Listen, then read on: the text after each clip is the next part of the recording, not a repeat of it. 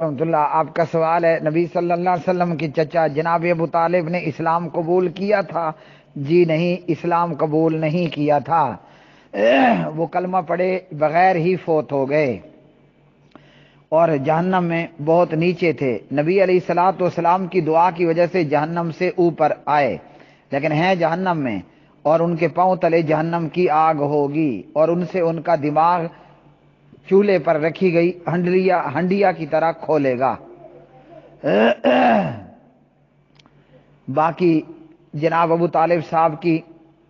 پیارے نبی علیہ الصلوۃ والسلام کے لیے بہت بڑی خدمات ہیں۔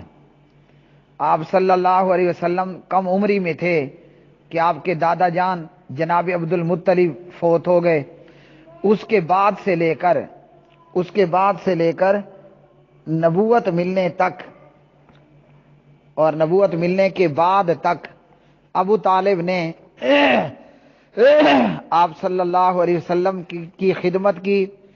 اور آپ صلی اللہ علیہ وسلم کو شیلٹر فراہم کیا، اور اسی طرح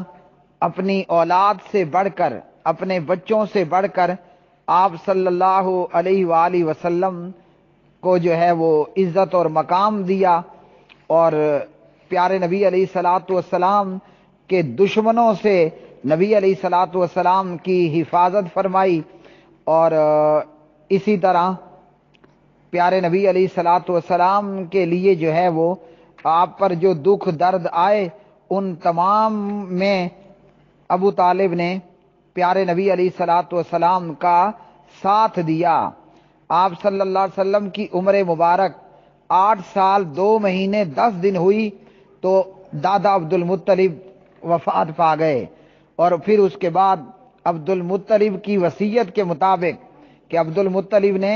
ابو طالب کو وصیت کی جناب نبی کریم صلی اللہ علیہ وسلم کی کفالت کے حوالے سے، اور ابو طالب نے نبی صلی اللہ علیہ وسلم کی خدمت میں، آپ کو شیلٹر فراہم کرنے میں،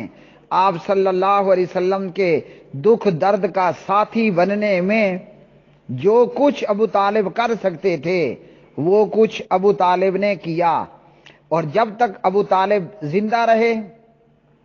ابو جہل اینڈ کمپنی آپ صلی اللہ علیہ وسلم کو نقصان نہ پہنچا پائی، اور جب ابو طالب کی وفات ہوئی تو ابو جہل اینڈ کمپنی نے نبی علیہ الصلوۃ والسلام پر اپنا اٹیک اور اپنا حملہ تیز تر کر دیا، یہاں تک کہ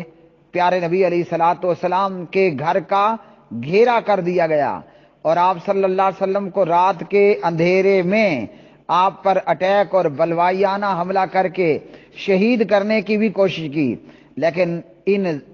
دشمنوں کے آنکھوں میں دھول جوگ دی گئی، اور پیارے نبی بحفاظت اپنے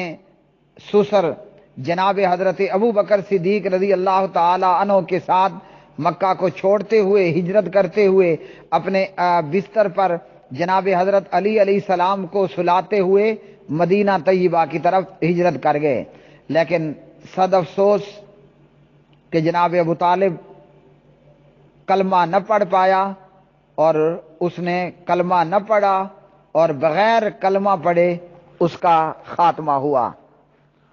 اللہ تعالیٰ کی مشیت اور اللہ تعالیٰ کی مصلحت، اور ہم اپنے رب کے رب ہونے پر راضی، رضیت باللہ ربا وبالاسلام دینا وبمحمد نبیا ورسولا۔